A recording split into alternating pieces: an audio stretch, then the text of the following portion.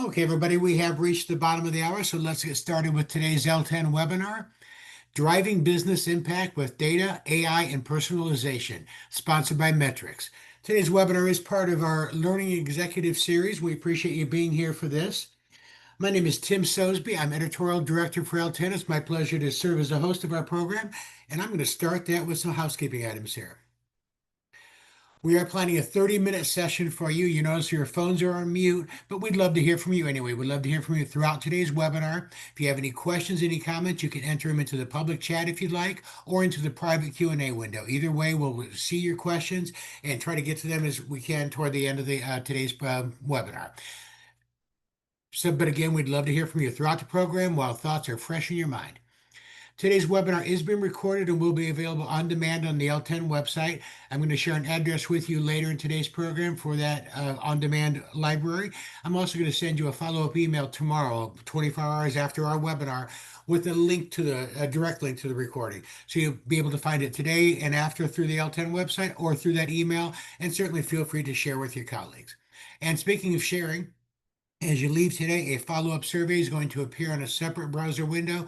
We always appreciate your feedback, so please do look for that survey when you leave today and quickly share your thoughts with us on the program. And along those lines, there's an email address where you can reach me if you have any questions around our webinars or your L10 membership. Certainly don't hesitate to reach out. Okay, with all of that said, I'm going to go ahead and stop sharing. I'm going to turn things over to our speakers today, Chen and Natasha from Metrix. Chen and Natasha, thanks for joining us today.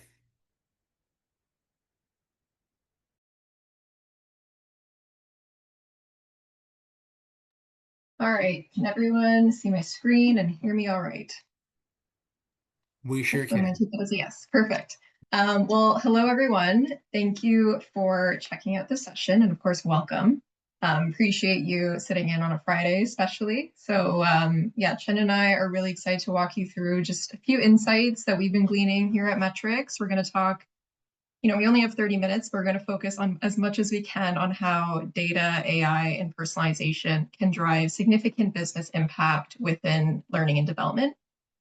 So yeah, over the next 20, 30 or so minutes, we'll just talk through some strategies that you can start to use to leverage these technologies to better enhance learning experiences and outcomes. So we'll particularly anchor them in the context of life sciences, of course. But yeah, this session we're really going to try to talk through how learning functions can be more data-driven in their approach and ultimately enable personalization. So let's dive right in. We'll do a quick introduction. So I'm Natasha. I'm a senior manager of client experience here at Metrix, and Chen is joining me. She's our director of healthcare strategy and client services. So together we'll talk through a bit more about how data and AI can revolutionize learning. And hopefully you'll see just how our expertise here at Metrix is really intended to support innovative learning solutions. So with that said, I thought I would just start by giving you a quick context of who we are here at Metrix. Metrix is an agency that's been around for 35 years, supporting pharma teams and life sciences teams. Our focus is really all about designing next-gen learning that drives behavior change. And just given that we've been supporting this industry for so long, we've seen a lot of the changes that have impacted the industry. Of course, in the last few years, AI and data being some of those more recent shifts. But I wanted to start the talk today just by saying that when it comes to data and AI, especially when we talk about how to innovate with these tools and drive personalization and things like that, it can sometimes feel like you're crossing a vast desert in search of water.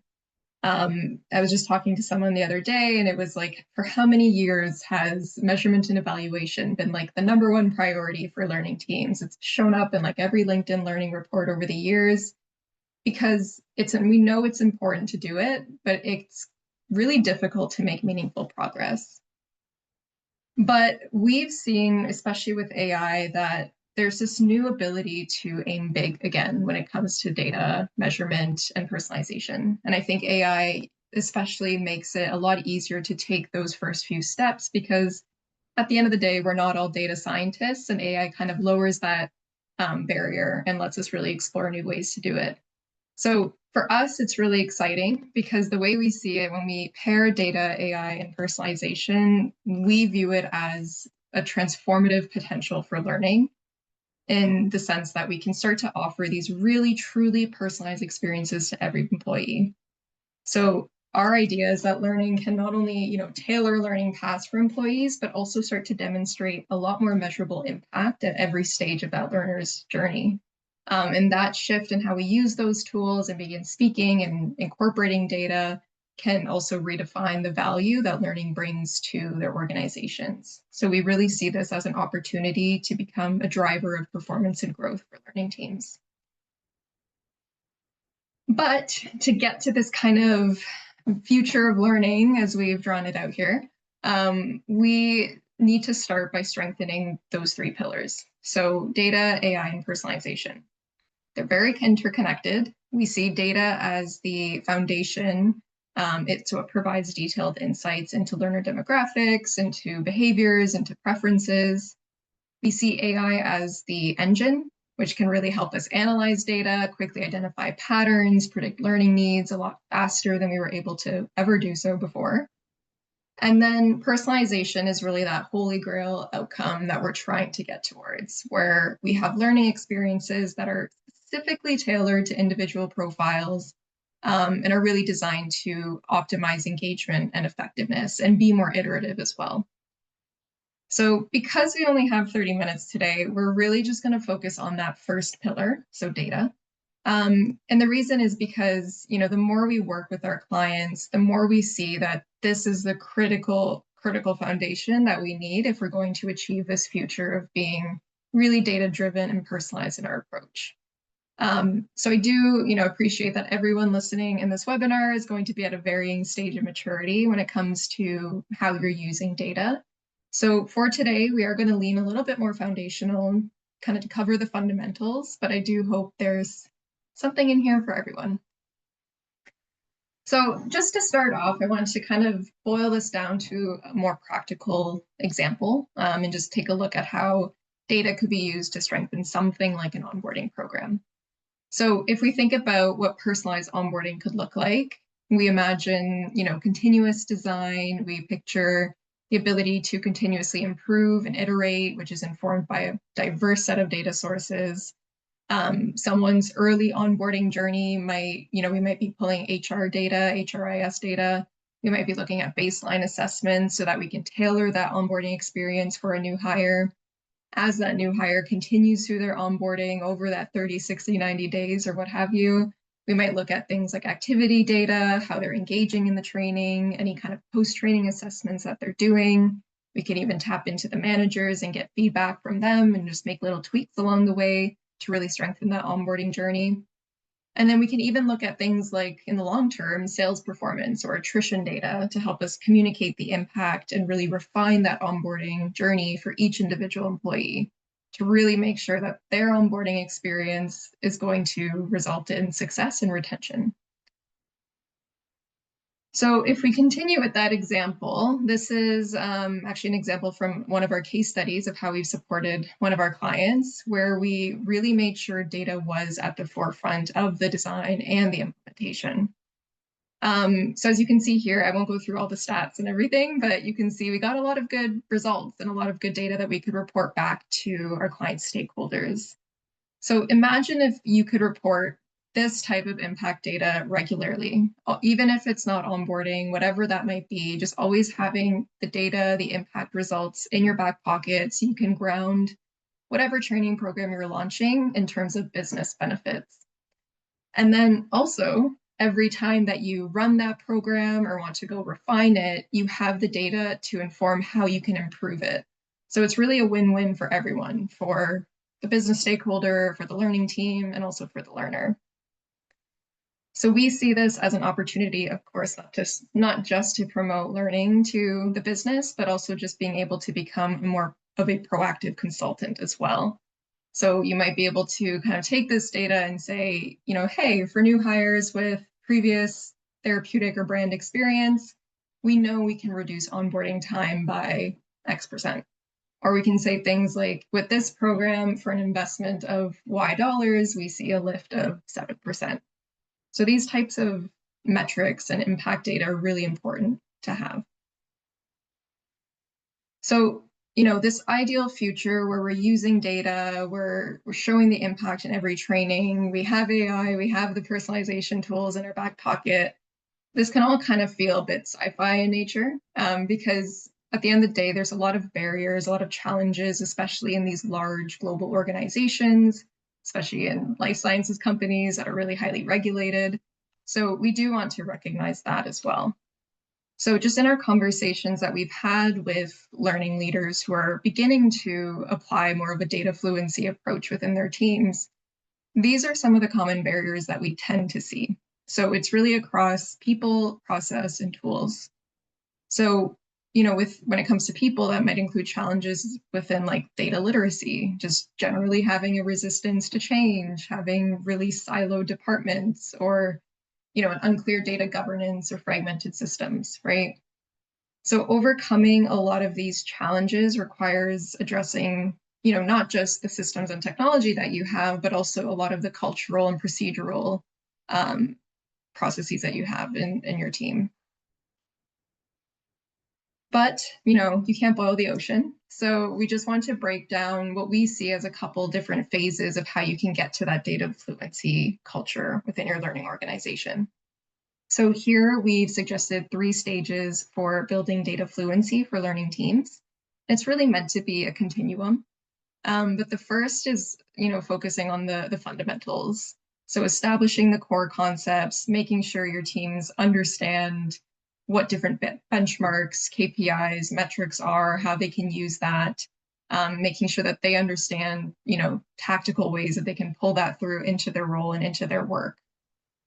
As you get those fundamentals in place, then you can begin to practice it through different tools and methods. So this is where we can start to get a little bit more advanced. We can talk about things like the single source of truth for your data, different dashboards or analytics platforms that you're using, whether that's something you already have or something that you need to go invest in. And then once you have that strong kind of tools and technology background, that's when you can start thinking about more of that strategic integration within the team culture. And this is really where we want to be. It's where you're gonna get the most lift, which is all about creating a culture where your learning teams are really embedding that data thinking in every project. They're always coming forward with evidence to support their decision making, whether it's the content or the design. They're thinking about behaviors and what that means in terms of business impact. And just generally, the business has that strong data architecture in place. So I'm going to pass it to Chen. She's going to just talk through a couple different options of, very tangible ways that you can start moving your data capabilities forward. So over to you. Thanks, Natasha. So now we're going to suggest a few different ways that you can move your learning organization's data and AI capabilities forward, so that a future where learning is personalized with measurable impact becomes a much closer reality. So the first can be something as simple as reimagining your survey assessments. It's amazing how a well-designed survey backed by a data strategy can really deepen the level of insights that you get. So when we think about traditional learning surveys, we tend to remember those engagement or reaction questions like, how did you like this training?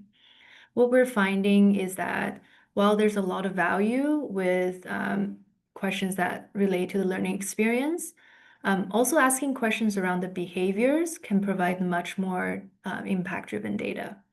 And also in the past, survey questions tended to be in the form of multiple choice questions or Likert scale questions. We're also finding that adding free text questions can really get us richer insights into what's truly top of mind for your learners.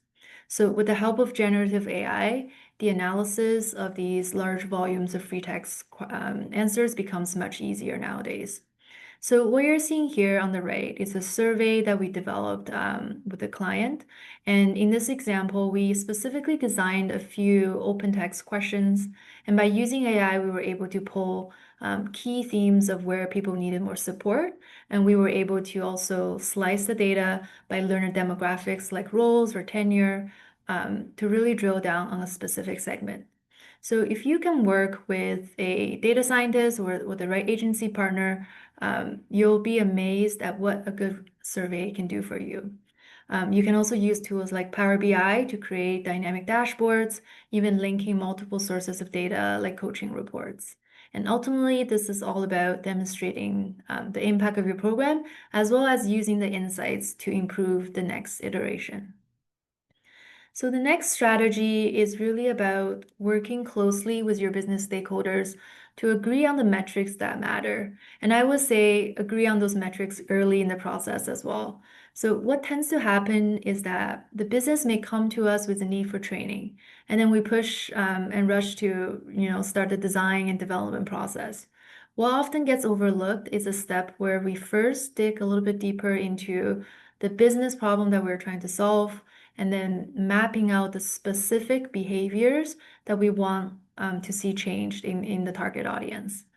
At the same time, this is where we should also be agreeing on the metrics, of our training even before we start any development. Without knowing exactly what good looks like and the metrics associated with that, it's really important. It's really hard to really design effective programs and prove the impact. So at Metrix, we do have a highly structured and facilitated experience to get alignment from your stakeholders. And lastly, this is really about getting really focused on the platforms that you or your team already use, right? So whether you're using tools like Acto or Cognota, or really any of the newer learning management systems that are out there, many of them already provide things like adaptive learning, impact dashboard, or ROI calculator from a learning ops perspective. So make sure you explore what's available to you already. There's likely a lot of untapped features and data that's already existing in your platform. And the technology is also moving really quickly. So a lot of these tech platforms are constantly adding AI features. So again, work with your tech partners and your agencies to see how they're evolving. And the last recommendation is really just about keep learning, right? This is really a non-negotiable. The technology is moving really fast. We know there's a lot of hype around AI. There's a lot of fatigue around AI as well, but we just have to keep going and experiment and learn. What you're seeing here is a research conducted by Red Thread, and they polled about 500 L&D professionals. As learning people, we already know that we need to keep evolving our skill set to keep up with the demand of data-driven learning, right? So based on this research, you can see that the top skills are using and applying AI, as well as data analytics. Some of the other skills like power skills, business acumen, or consulting continue to be important, but the data analytics, the literacy, and the AI skills will take center stage. So to wrap everything up, what can you do now? So we recommend three simple steps here. So the first, again, is really about data fluency. This is the critical skill that will elevate learning professionals and learning teams to become strategic business partners. We also have a real opportunity here to reimagine learning as a data-driven engine that can produce measurable business impact. And we can only do that by using AI and technology in a thoughtful way. And lastly, maybe just take a moment to reflect on where your team stands in the data fluency spectrum. Talk to your IT team, tech partners, agencies, and cross-functional partners to really see what you should do next, and don't be afraid to experiment. The future certainly belongs to those who can speak the language of data and deliver measurable business outcomes. So thank you so much for attending this presentation. If you're curious to learn more, please get in touch with us and we'll be happy to continue the conversation. At Metrix, we are on the mission to deliver personalized learning experiences that produce measurable outcomes and respond to business needs faster. So we're really passionate about AI and data and measurement here. So definitely get in touch with us, and we really care about designing that next-gen learning solutions that drive behavior change. If you'd like to connect with us, you can contact Natasha and I via our email listed here, or simply scan the QR code and talk to us on LinkedIn. Thank you, everyone. Natasha and Chen, that was great. Thank you both very much for joining us. We do have some questions coming in, so I'm going to toss some questions at you if you have a few minutes. Yep, sounds good. Excellent. Folks, if you have any questions, you can go ahead and send them in. Again, you can use the public chat window if you'd like, or the private Q&A window. Let me start with this question from Martin in the chat. Good question, Martin. Thank you. Based on the current AI tools available for enhancing and personalizing L&D, are there any capabilities that have not yet materialized that you hope to see in the future? Yeah, I would say on my end, we see a lot of our clients now experimenting with AI customer conversation tools. So these like simulation, you get your rep, you're talking to a simulated customer, HCP, and having your conversations. I think there's still some work to do on these tools that we've seen. They're getting more and more realistic with the avatars and everything, but I do think there's a little bit more room to go when it comes to how realistic it is. And there's a lot of guardrails, especially in the pharma world. If your audience is a sales force, that what they cannot say, there's a lot of nuance to that. So I think, and also even for medical as well, have a whole different sort of there's a whole different side of that. So I think, yeah, that's what we're excited about. And but I do think there's room for improvement there. Anything on your end, Natasha? No, I think that's good. I agree. Yeah. And I guess we talked a lot about personalized learning as well. I think it's still very much a vision. Like, what does that N of one personalized learning looks like is really exciting to us. And hopefully we can make that a reality very soon.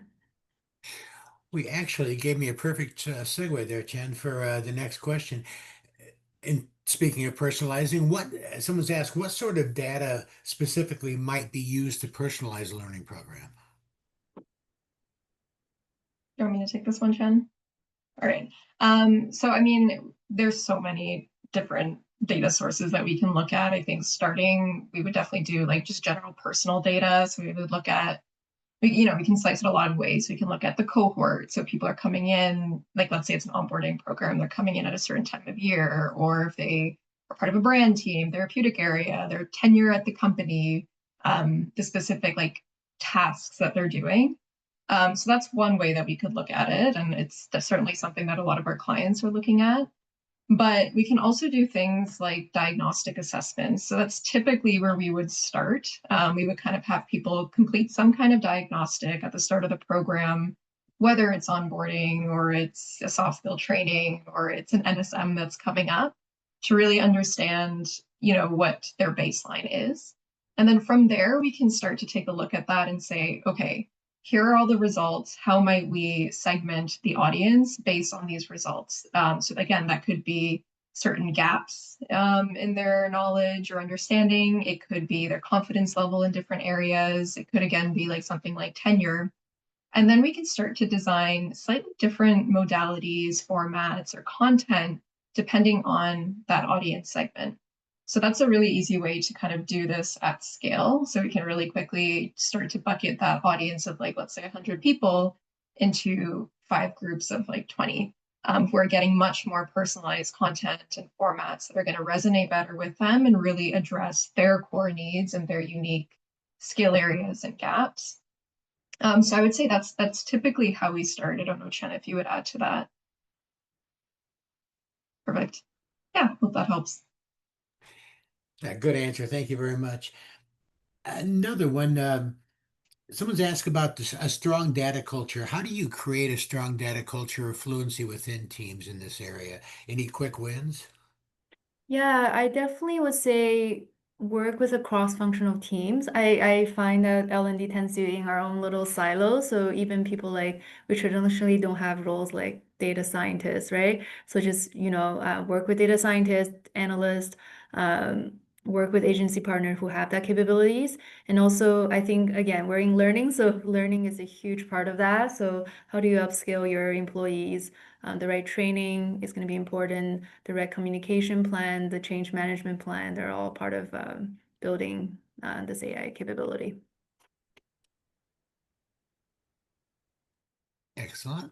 Thank you. It looks like I have one last question, folks. If you have any additional questions, now is a great time to send them in. Otherwise, this is my last question I have queued up here.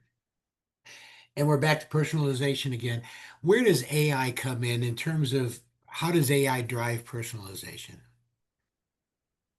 Yeah, I would say like it's predominantly going to act as that engine. So when we get, like going back to that previous question, when we get data from that diagnostic assessment, let's say, we can, before that might have taken us hours, if not days, to comb through and do the sentiment analysis and all of that. But AI becomes that tool that lets us process that data and pick out patterns a lot quicker. So even if you don't have a data science background like myself, you're able to pull a lot richer or really richer insights much faster than you ever could.